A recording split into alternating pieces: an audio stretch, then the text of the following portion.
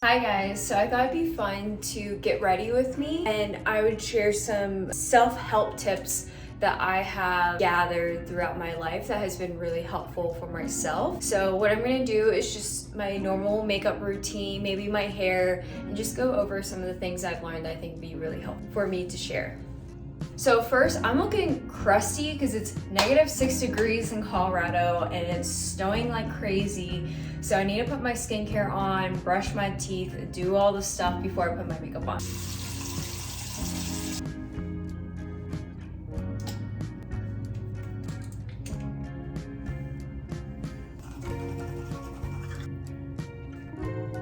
Before we get started, I did write a ton of self-help tips in my phone that I would love to go over with you guys. I'm gonna read off what they are in my phone and then I'm gonna talk about them. So the first one, I feel like a lot of people have heard before, but I think this is really important, is setting boundaries with people and with yourself. Setting boundaries is really important in order to protect your inner peace. And I know this is really hard to do in the beginning, especially with people that you feel like have stepped all over you in the past. You feel like they're very dominant, they don't like when things don't go their way. That is the perfect opportunity to set your boundary. For example, probably in my late 20s, I really started taking therapy more seriously and figuring out how to gain my power back. And I think a big part of that is setting boundaries. So telling people no, being honest with them. And I went through a lot of situations with friends which I felt like they didn't respect me. And I think a lot of that disrespect came from me not setting boundaries with them. When I set boundaries with people, I felt like people were kind of shocked. They were like, who is this lady? Why is she actually speaking up about things that she doesn't want me to do? But I also feel like too, they knew that these things weren't okay. And either if they didn't respect my boundary, I would cut them out, or I would tell them again. And if they didn't listen, cut them out. And I think that's really important, is that you want to be surrounded by people that you feel like respect you. And if they can't respect a simple boundary like no, or I don't want to go, or actually it'd be nice if we could compromise on something, then I don't know if that person is right for me or for you. Next thing I want to talk about is cutting out people in your life that don't serve you. So that kind of comes with the boundaries. Throughout my 20s and probably in my 30s, I cut out a ton of people. And my late 20s was such a personal life-changing thing for me, because I really did decide to grow up and love myself, which I'm still working on every day. I did tell a lot of people what my boundaries were, and a lot of people disrespected me and I cut them out. I just realized that some of those people didn't serve me in the right way anymore. They didn't make me feel good when I was around them. I felt like I wasn't my true authentic self, and I felt like they didn't really like who I really was. And when I started showing a little bit more power in myself to be like, I don't like that. No, I will not deal with that. They started not wanting to out with me, or they would treat me weird, or I don't know, just the disrespect I could not handle anymore. Do not stay in a relationship because you are maybe afraid or you don't feel confident enough to tell them how you feel. If they keep disrespecting you, you need to show your value and your worth. And by doing that is being real with them, telling them your boundaries. If they keep disrespecting them, then cutting them out. And honestly, they're gonna be okay. They will find other friends that are right in their lives, and hopefully they will grow. But sometimes you need time to grow without them, and I think that is beautiful. Growing up, you think these people in your lives are going to be in your lives forever, and you realize there's so many other great people out there who will treat you in the way that you deserve. So yeah, you are loved, you are everything, and your life is your own. So you need to be really careful with who you let in your life. The people in your life shape you. So if you don't like how someone's acting, think of the ways that this person influences you. That will help you cut them out ASAP. So I'm gonna put this lip stain on. I know this is huge on TikTok. I'm obsessed with this, but I'm gonna put this on and then I'll be back in 20 minutes. Okay, it's ready to peel, so I'm gonna peel it off real quick. And look, this stuff literally does not come off. Like, I've always wanted a product like this.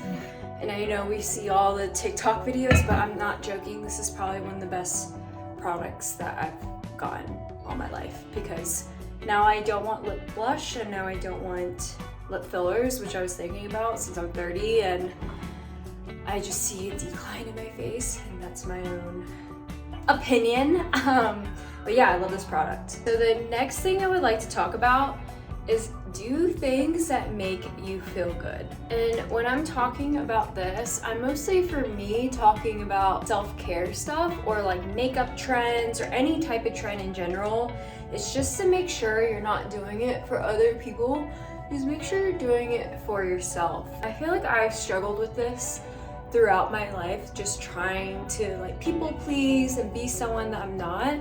And a lot of times I would do things that I didn't like, or I would say just because like my friends liked it or it's trending right now and I wanted to look like that girl or whatever. But I realized is like the more I lean into the things that I like to do personally, that I enjoy, that I don't have to think about or fake liking, the more it seems authentic and the more beautiful it is. And by the way, if you haven't tried the Color Science sunscreen that changes colors when you put it on your skin, this stuff is actually really good. I wouldn't say it's like my favorite sunscreen, but I have stopped wearing my foundation. It is winter and I'm not as tan as I used to be, so this is like a good dupe if you don't want to spend more money on foundation. Start using this as a replacement.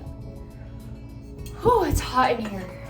So I'm gonna give you guys a little story. So in 7th grade, I moved from North Carolina to West Virginia, and it wasn't very diverse. Like, there wasn't any Asians or any other culture. I'm half Korean, half American, and I obviously look mixed. I had people tell me that I can't even see the Korean in me, and I hate when people say that because I love the Korean in me. When I went there, they would ask me if I speak English before I would even speak to them. If it gives you an idea of where I didn't feel like I belonged in that area, there you go. So it was actually a really big learning curve for me. I never really felt insecure about being Asian or my looks or my features until I started going to school in West Virginia. Just because I was bullied for how I looked, and even though like my school situation wasn't like the worst thing, like I did have friends. Every day there was an Asian joke. So when I started going to school in West Virginia, my dad let me wear makeup for the first time, and I started wearing like really heavy eyeshadow. And I liked it in the beginning, I really did. And like when you're a kid in 7th grade, like you want to feel like you're grown up even though you're not. And I wore like the heaviest eye makeup and eyeshadow. And then I realized once I stopped wearing it each day, people would make more Asian jokes saying that my eyes looked smaller, that I looked more Asian. So to avoid hearing so many like Asian jokes every day, I decided to always wear dark eyeshadow to make my eyes look bigger. This really affected me, like to the point where like my eyes were hurting from all the eyeshadow, because your girl in 7th grade till high school did not know how to put on makeup properly, and it hurt my eyes like every day, and I didn't care because I just didn't want to hear those Asian jokes. So when I started going to college, my friends that I started to make, they were like, why do you wear such dark eyeshadow? Like, you don't really need to wear that every single day. And I started wearing less eyeshadow and like less makeup, and I started to feel like more like myself and more beautiful. Wearing that dark eyeshadow, even though everyone else wanted me to, did not serve me. And now to this day, I don't really like wearing a lot of dark makeup. It might have traumatized me in some way, but I just like to wear light makeup, maybe clean girl makeup, whatever you want to call that aesthetic. But I just feel like it's more important to do trends and do things that you truly feel authentic to and that you love. Because it's not worth it. It's not worth to do all these things that people want, because it's not really you, and you're not gonna feel good at the end of the day. I feel like I just gave a ton of attitude because that's so true, but I just want to be real with you guys. Like, it's very important to stop people pleasing and make yourself a priority. Next one I'm going to talk about is just making sure that you're working on your quality relationships versus building quantity of relationships. I used to worry so much like how many friends I had, and like if I walked into a room, how many people are gonna look up and say hi to me. I have maybe like 10 really good friends, and some are best friends that I would be able to call to talk to them about anything, or they would drop something to help me and I would do the vice versa. And I think back in the day, I was always focused on those other relationships where you would like go party with those people and you spend your time and energy, and I would neglect the other relationships. And I think it's just really important when you grow older, you really realize who your true friends are and who really cares about you. It's really important that you give them the same energy back.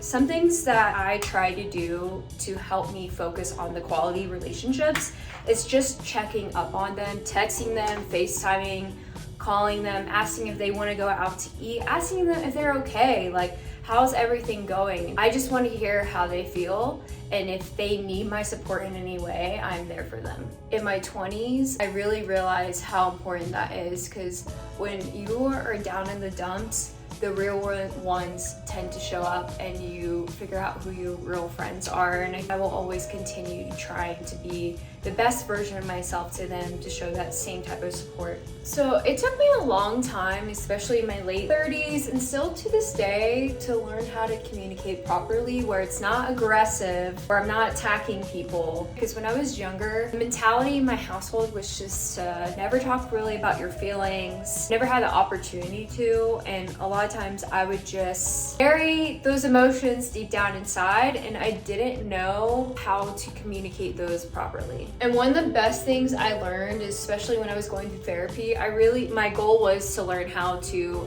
have these type of conversations without being aggressive, being more mature, and presenting myself in a manner where I respect. If you do this, this will help you have conversations at work, with your friends and your family, and not burn those bridges with people that you cherish in your life. Next thing I want to talk about is self-love journey. It is never ending, and my light just went out, so go pay attention to that, but it's never gonna end. And it could kind of be a burden if you look at it that way, or it can be a journey to self-growth. And I think that's really beautiful, is that like we're always growing, we're always evolving, and we're so complex in a way that we have so many things going on in our heads. Like we're such intelligent beings that the self-love journey is never gonna end, and there's so much to us. Okay, so I found another light because it just makes me feel better. This light is just so good. The next thing I'm gonna talk about is trauma. So I have a lot of trauma, especially childhood trauma. And what I've noticed is that trauma doesn't seem to go away once you start to heal it. You just learn how to deal with it better. What I've learned about dealing with trauma is that it never really goes away. And when I was in my 20s, so right after I graduate college, that's when I really started feeling depression and anxiety, and I did not know what was going on. I never felt it before. It hit my body so hard, like I couldn't even like walk out the house without wanting to cry. The anxiety was overwhelming and so bad, and that was probably the first time I went to therapy, and I didn't really understand what was going on.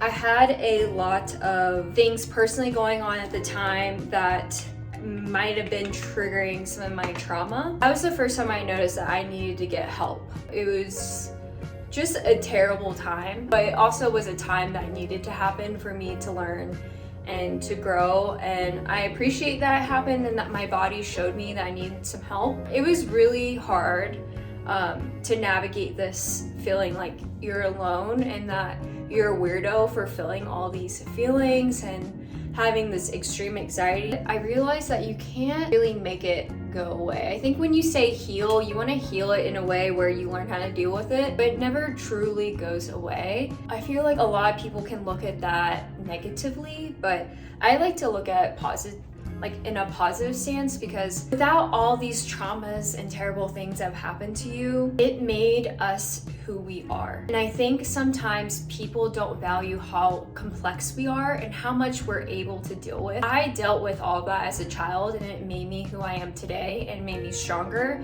And I think that is just so beautiful. And I've noticed I've been saying beautiful a lot because within struggle comes a lot of beauty and a lot of resilience. I'm still to this day trying to figure out how to deal with my traumas, and sometimes it comes, sometimes it goes, but we learn how to deal with it in a way, and that is so strong and beautiful. And once you can embrace that, the more you can learn how to handle it. The next thing I want to talk about, I'm not even sure why I'm doing this right now because my lips look pretty good with this stain. Just because I have a lot of anxiety, I have a lot of social anxiety, is that if you ever feel lonely in a room full of people, think of yourself taking care of your younger self, and it will help you feel less alone. I kind of learned about this in EMDR, just going back into a memory when I was a child. And what I realized is that as a child, I always wanted like an older sister or brother because I always felt lonely. I was by myself a lot or left alone a lot. And